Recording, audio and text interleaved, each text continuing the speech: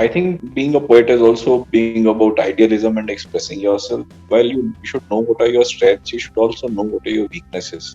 The laws and the systems in which we work, that needs a lot of improvement. In uniformed services, I think it's important that the senior officers should reach out to the subordinates and know what are the problems that they are facing. Even if I am able to make an impact on one constable or one person in the public, that is an achievement every day. Success is not an aim or an objective, it is an ongoing process. My mentorship is based on the values that I cherish. A good leader above all is one who supports you if you've done a mistake and the mistake is bona fide. जो मेरे साथ बुरा हुआ है वो मैं दूसरे के साथ ना करूं ना होने दूं, और अगर हो सके तो उसको मैं उसके लिए ठीक कर सकूं. So that is, I think, what I would think should be done.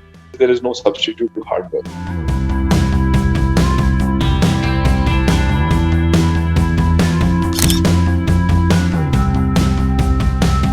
I am your host Gaurav Garg and we welcome all our viewers to our show Amazing Mentor. Today with us is Mr. Rupen Sharma. He is 1992 batch Indian Police Officer of Nagaland cadre. 27 years of experience in law and order, security and investigation, international cooperation in criminal matters and extradition, international diplomacy, conflict management and leading 25,000 policemen as head of police force in Nagaland province in India. He is currently DGP Nagaland. It's a pleasure to welcome Mr. Rupen Sharma to our show Amazing Mentor. Welcome, sir. Thank you. So, how was your childhood and any childhood memories that makes you happy when you think about that? We had a very wonderful childhood. My parents gave us all the best, as all parents do. My father was an IAS officer and my mother was a lecturer in Sanskrit. So we were four of us, brothers and sisters. We had a wonderful, playful childhood. Initial part of it was in Shimla and then in Dharamsala. But yeah, see, nothing particular to remember, but yeah, it's like all good memories, so we cannot pick one out of the basket. So, tell us about your educational background, schooling and higher education. Gaurav, I did my matriculation from Sacred Heart School, Dharamsala in Himachal Pradesh. But my initial education up to class 7th was in St. Edward School in Shimla, which is one of the premier institutions in the country. In fact, it was the grounding in the St. Edward School in Shimla which put us on a very firm footing in life, because the St. Edward School Shimla, it focuses on holistic development of personality of the students. So that was a boys only school at that time. Then my father got transferred as deputy commissioner to Kangra in Himachal Pradesh. So all of us shifted to Dharamsala. So I did my matriculation from Sacred Heart School in Dharamsala. That was our first experience in co-educational school. When you first interact with girls or the girls talk to you, it's a very frightening experience as adolescents. It took us some time to overcome that. I went to Shimla for my first year in college and then did my graduation back from Government College in Dharamsala. This Government College in Dharamsala is the same college from where the legendary Devanand did his graduation from. Then went and did MBA in Himachal University Shimla and then subsequently LLB in Punjab University Patiala.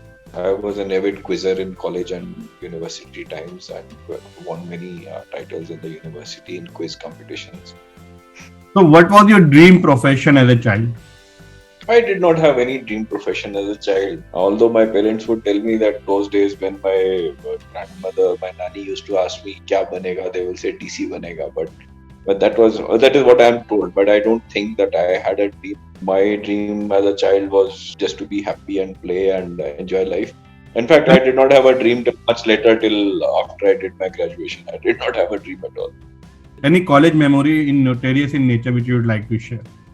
I remember an instance where 8-9 of us as students in Shimla in our first year in college, we used to go from our college to a place called Chakkar in Shimla. And we used to have food there. We used to carry our tiffin boxes and have food there. So it was a local halwai shop. So one day while having our lunch and fiddling around and having tea at that shop, we found out that shop used to have khoa, bhava and sugar and all there.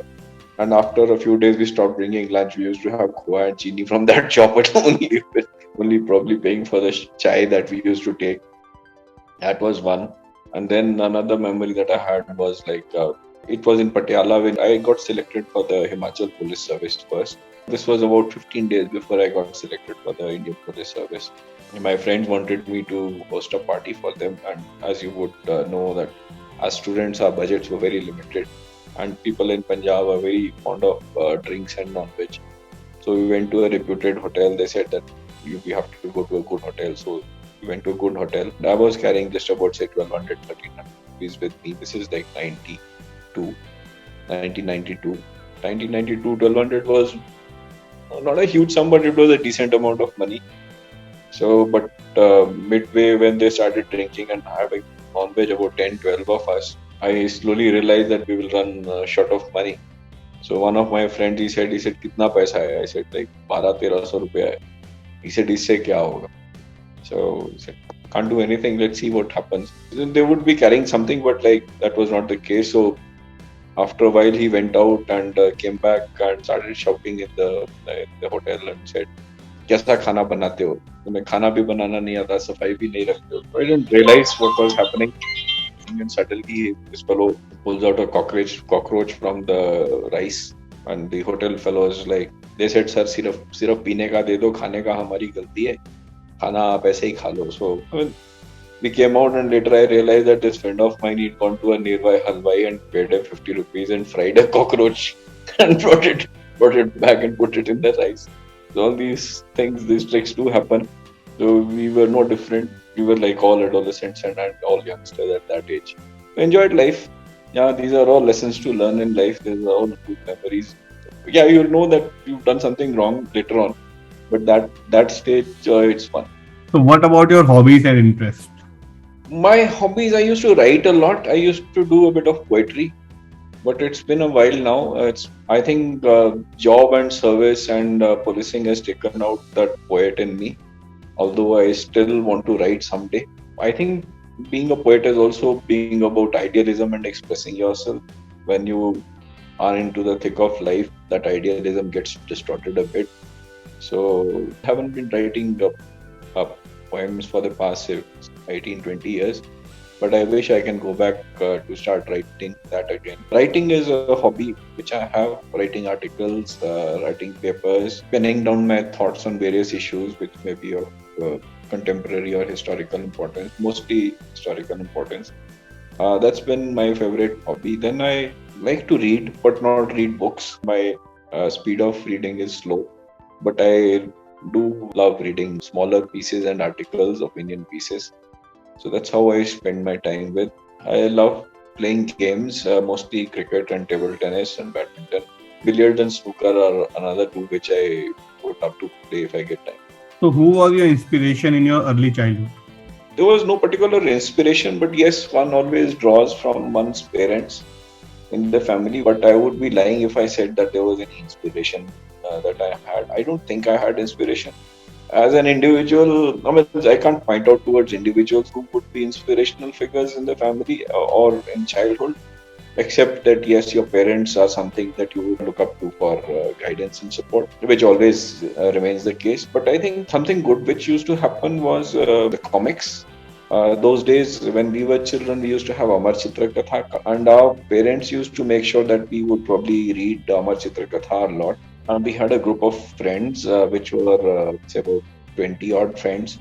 So luckily or unluckily, the birthdays of most of our friends used to fall in winters, which was winter vacations in Shimla. And our parents and their parents also, they made sure that birthday gifts when you used to give, those birthday gifts would be Amar Chitra Katha comics. Those Amar Chitra Katha stories and all were good learning, because in childhood one grasped things of our culture and our values and morality, which a lot of people miss in life later on. I think it's the right time for exposure to certain things, which is important. I think we got that right exposure at the right time. So, after doing your law examination, what was that turning point which motivated you to appear for UPSC examination? Nothing in particular. It was just to get a job, basically. Just to be employed.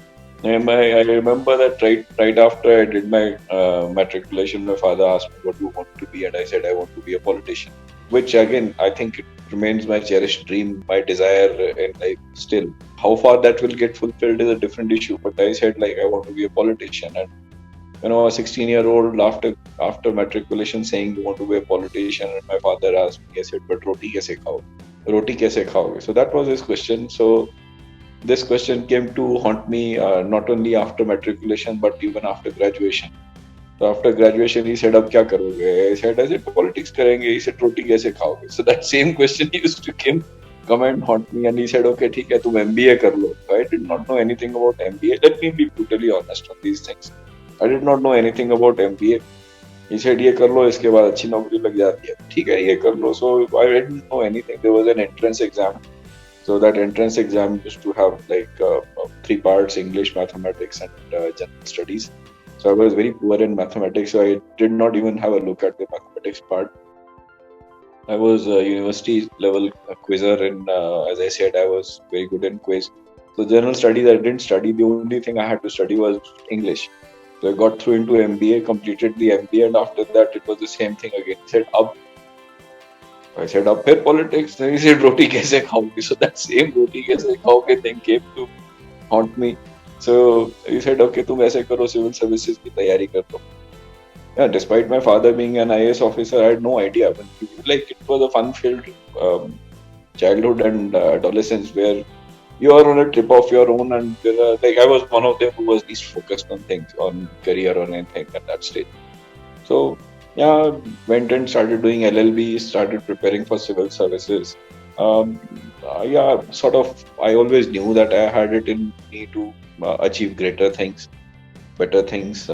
One was always sort of underperforming at all levels. I knew that I was underperforming because my energies were being dissipated or were in all directions. So once you know that you have to do something, you have to give a direction to life, I think then everything comes together. So started preparing for civil services. Did the first attempt that I did, I qualified the mains. No, I qualified the prelims and the mains. The only problem was that and for the mains, that the 3 months that we had, at that time I developed chicken pox. So and the doctor advised me not to study at all because he said if you study, you will your eyes will go. I tried to study for about 10 days, and my eyes turned red. For the next 1.5 months or 2 months, I wasn't able to study at all. And even I have this it's a phobia that I have developed after this. That if I see anyone with red eyes, it gives me a real jolt. I just can't see a person with red eyes. So out of the 3 months for 3 months between prelims and mains, almost 2 months, 2.5 months by one waste because there were no studies. So I studied for just about a month and got through into the mains, went for the prelims.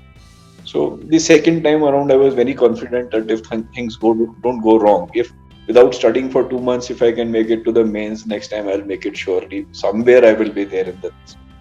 So I mean, as I said, I always knew that I was underperforming. That was one. Secondly, I always tell people that yes, while you should know what are your strengths, you should also know what are your weaknesses. What are things that you can't do? Like in my case, I know that I can't do mathematics for once. So even for the prelims, for the prelims or the mains, the mathematics part of the question I did not attempt. I never attempt. So there's hardly any point in wasting your time overall. So, but yeah, you should know your limitations, you should know your strengths, but it should be a realistic assessment of things and not an overestimation. I've been sort of lucky in this sense that I've been able to assess myself properly. So after qualifying UPSC, क्या आपके पापा ने बोला चलो अब रोटी खा लोगे? Yeah, I mean, yeah, you knew you had qualified the UPSC, you got a job, and again you did not have any idea of how things function. You had no idea about what a cadre is, how a cadre is allocated, and what is the service, what is like you. It's a yeah. Partly it was that one was on a trip of his own. Partly it was ignorance. Partly it was lack of exposure because like I mostly studied in Himachal, and in Himachal the degree of exposure children had got was very less as compared to people in say Chandigarh or Delhi and all. So though by way of exposure, people in the bigger cities and towns are much ahead of people who are there in the smaller things. So I had no idea. We used to have a column those days saying, "Are you willing to, if selected, would you be willing to go to your home state?" Yes, we said yes. Okay, so expected that Himachal would be the home state and one will get through and get Himachal. Not even that. Like you just ticked it off. Yes, we never knew that cadres are allocated based on the home state. Now, yes, my father is Himachal cadre, so we've settled down in Himachal, but he's originally from Haryana. Okay, so Haryana is also a parental state, and my mother is from Punjab. So Punjab is also a parental state. I could have filled up either of the three and got either Punjab or Haryana. But lack of exposure meant that we filled up Himachal.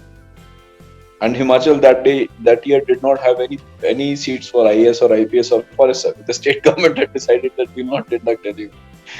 So you were left lurking in the dark. You got allocated a cadre which was Nagaland. But one could have easily got either Punjab or Haryana also. But yeah, no regrets. Finally, this is how life is. What is in store for you? This is destiny. What is in store for you will happen whatever you try. So how was your early days as an officer? Yeah, nice. Did my initial training in Himachal. A year and a half I was in Himachal. So in Himachal, I learned the ground level basics of normal policing. Then finally, when I landed up in Nagaland, yes, the ground level policing was there, but Nagaland has absolutely abnormal policing. It is just the opposite of what is there in Himachal. In Himachal, people and the police are very rule bound. They would not take too many risks. In Nagaland, it's just the opposite. The local customary laws and traditions and local emotions take precedence over the laws in such areas, in places like Nagaland. So it was a very difficult thing to learn. So whereas Himachal is probably even now the most peaceful state in the country, I think Himachal is much more peaceful than even other places like Goa or Uttarakhand. So I had traveled from one place which was absolutely peaceful and normal to a place called Nagaland, which was absolutely abnormal and violent. That was a shock, but yeah, finally one learned to cope up with things. One also learned that life is not the same everywhere. People are not the same everywhere. People have different emotions. People have different feelings. People have different expectations. So you have to learn with it and start making friends or start living with things. So what all type of departments have you handled in your career life? I've handled the entire gamut of policing activities, right from, say, doing things at the police station level to a subdivisional officer, then superintendent of police. We've handled drugs. I've done international cooperation. I've been UN peacekeeping missions. I've handled criminal investigations. I have handled international cooperation in criminal matters. I've handled intelligence and security work. And I've been DGP of Nagaland. And I've been DG of prisons and home guards in Nagaland. So it's like virtually everything that you can think of in the policing line, security line, I've been a part of in some manner or the other.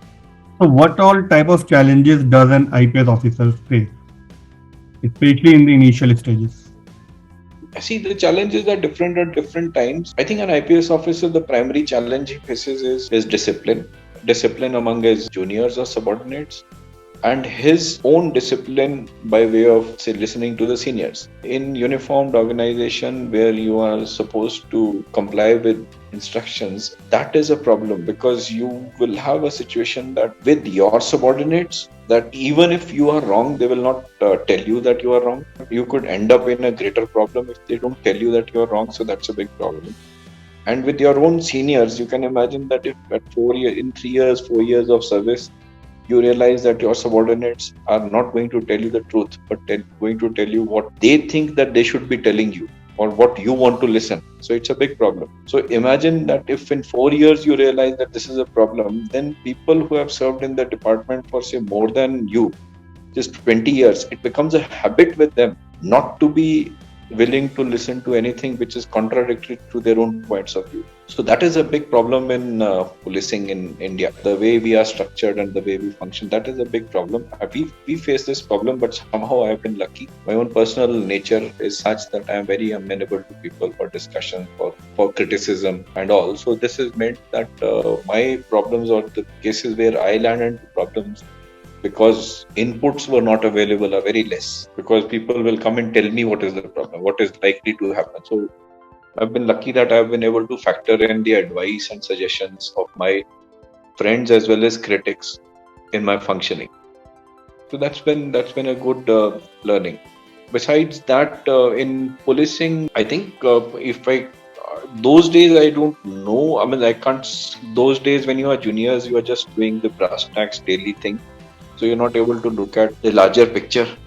But when you look at this, when you look at things, what was happening say 20 years back or how things stand now, one realizes that yes, policing infrastructure needs a lot of improvement. The laws and the systems in which we work, that needs a lot of improvement. Our mindset and our training methodologies and methods, a lot of improvement. And these are not needed just for policing, but also to have legitimacy and trust of the people in the country, that police is fair, police is not there to trouble you, but police is there to help you. I think those are the things which are necessary. Those are the challenges in Indian policing which have existed for almost past 75 years. So any particular movement or incident you would like to share as an IPR officer? There have been instances where in the beginning when you learn that if you are good and in a disciplined force, your force will go to any extent to help you. There was an instance in the beginning of my career when there was some mela somewhere and there was a protest going on. So everyone else from the police station went to that protest site except me and one driver and one wireless operator. We stayed back at the police station, but my staff weren't able to handle this incident. So I went there, and I said I'll go there, and the wireless operator said, "Sir, akele mat jana, please. I will come with you." So he's an old gentleman. He had about almost just about 6 months to retire. He came with me. We went there, and this person who was leading this protest, he tried to abuse me. कुछ गाली वाली दिया, and this old man caught him by the scruff of his neck and put him onto the ground. He said, "हमारे साहब को तुम ऐसा बोलते हो?" So this is where you realize that in a uniform force, and if you behave properly with people, you will get the love and affection of your subordinates at all times. It's a big lesson to learn that you have to know how to win the trust of your subordinates. Certain things they will comply because you are the boss, but to make them love you from their hearts, there has to be something more than just the hierarchy in operation. So there has to be a bondage between people. There has to be an interpersonal relation between you and your bosses, and even with the public, I think. So that is one instance that I learned. Then there could be many such instances, but I think in uniformed services, I think it's important that the senior officers should reach out to the subordinates and know what are the problems that they are facing. I used to do that when I was even the DGP Nagaland. I used to do that, sit with my subordinates, talk to them, meet them, listen to their problems, solve their problems, and often you will realize that the problems that they face and the solutions that are available will come from them. They will have the problems and they will also have the solutions for the problems. So in a way, if you take them into confidence and you connect with them, half your work they do for you. They will bring the problems as well as the solutions for you. So it makes life easier. So what's that one thing you love about your profession the most? There is a lot of scope for improvement and change, and this incremental change that one is able to bring in the society or in the profession is something that I love. Even if I am able to make an impact on one constable or one person in the public, that is an achievement every day. So that is something that I love, that I like, that I am able to make a little bit of change somewhere, someday. So what's your definition of success?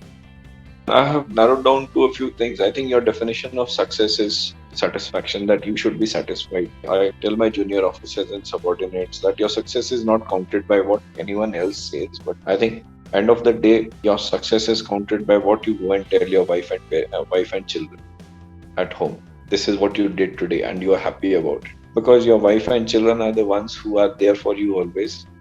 They are the ones who have been with you in through thick and thin, whether it is good times or bad times. So if you can share with them what you have done, that is your success.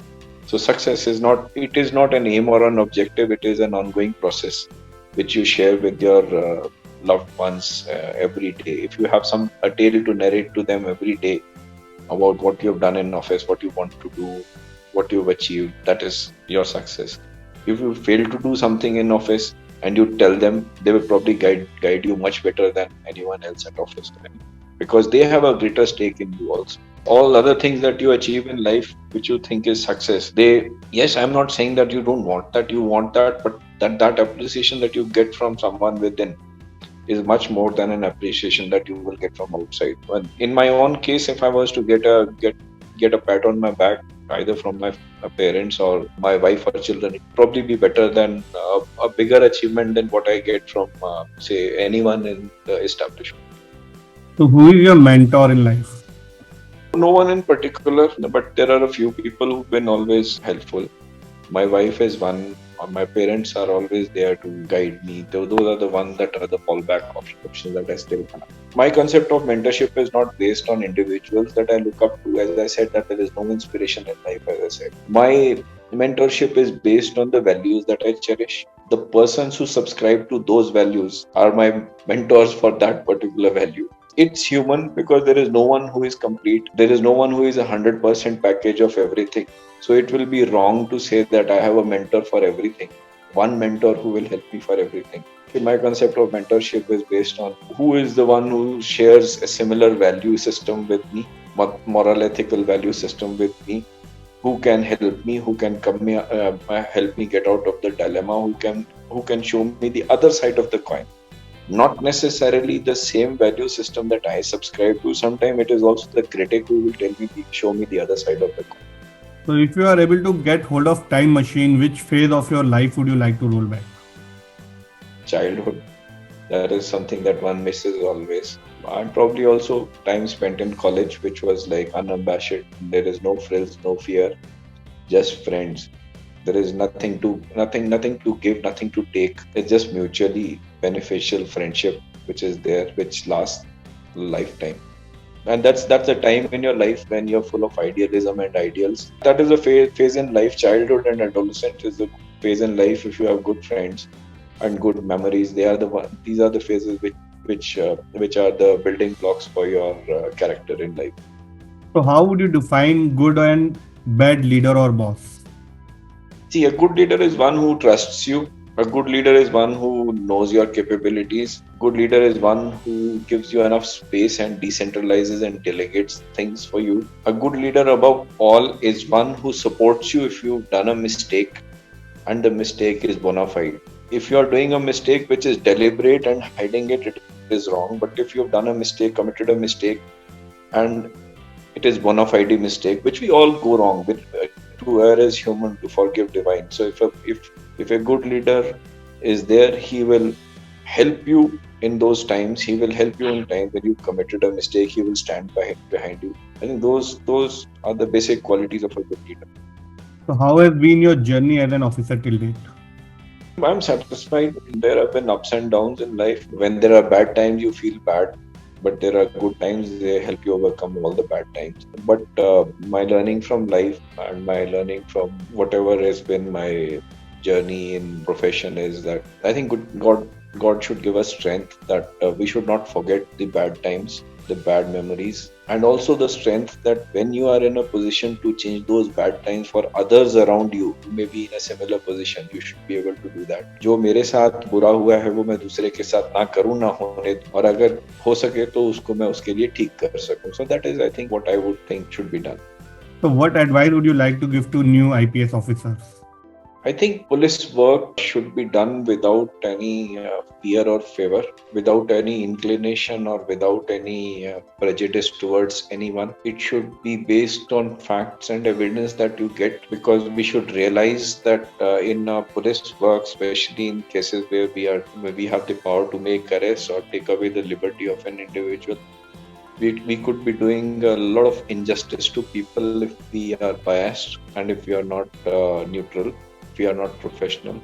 I think our police leaders, the youngsters, need to develop a habit of being polite and courteous, yet speaking up for what is truth, and not always just simply trying to comply with orders from the top, which happens some cases. But they should earn their respect from their juniors by their professionalism and not by playing to the galleries. You are putting your head on the chopping block also, because there are a lot of people who would be unhappy with you if you tell the truth. But I think slowly there has to be a change in the police culture where people need to start developing this habit of telling the truth.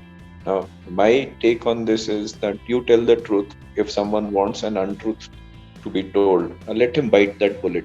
Let him not fire from your shoulder. He wants you to get something done which is wrong or which is incorrect or which is not regular. So let him take the onus on him rather than firing from your own shoulder.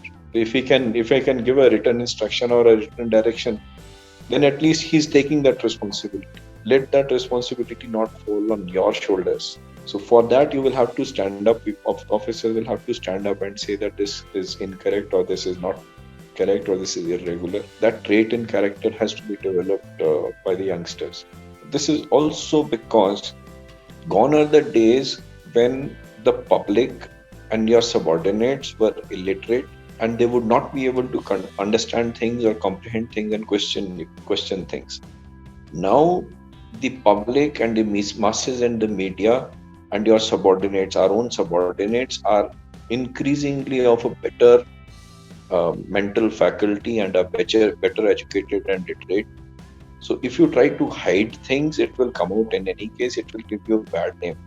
So I think it is incumbent on younger IPS officers to factor these things and adapt. I mean, rather than always expecting the juniors or the subordinates to adapt, I think it's the younger IPS officers who need to understand that there is a change going on in the society, and we also need to adapt our thinking and ways of living. So what are do's and don'ts you would suggest while preparing for UPSC examination? As I said, my only do's and don'ts that I would suggest is that you should know your capabilities. You should know what you can do and what you cannot do. Why I'm saying this is because I know of hundreds and thousands of youngsters who keep preparing for civil services for 3 years and 4 years and don't get through. So if they were to know this in the beginning that they cannot do it, they should not be trying for that. It is very important for anyone to assess his capabilities, what they can do and what they should not do. That would be my number one suggestion. The second is there is no substitute to hard work. Hard work is essential, but this hard work has to go hand in hand with your own assessment of your own capabilities. One is in isolation, saying that what you can do and what you cannot do. And another factor is your own capabilities vis-a-vis others. How do you think that in a particular capability that you have, there will be, say, hundreds and thousands of people better than you? So that is fine. That is finally which is going to decide whether you succeed in UPSC or not. If you know that there are going to be thousands of people better than you, then it is not worth a try, probably, because then you are banking on them to fail for you to succeed, which is not a good option. So now we will start our rapid round. Your favorite actor and actress? Favorite actor is Nana Patekar. Favorite actress, probably none. Your favorite color? White. Your favorite destination? Ladakh. Things in your wish list? Electronic gadgets. Anything. Your dream house? My dream house is, a 3-bedroom house, somewhere where I get water and electricity and internet. Your favorite car? Anything which puts me on the road and consumes petrol or fuel at a cheaper rate. Second choice of career? That's the first choice of career. Second is IPS. First still remains politics. At last, one line that defines you. Balanced.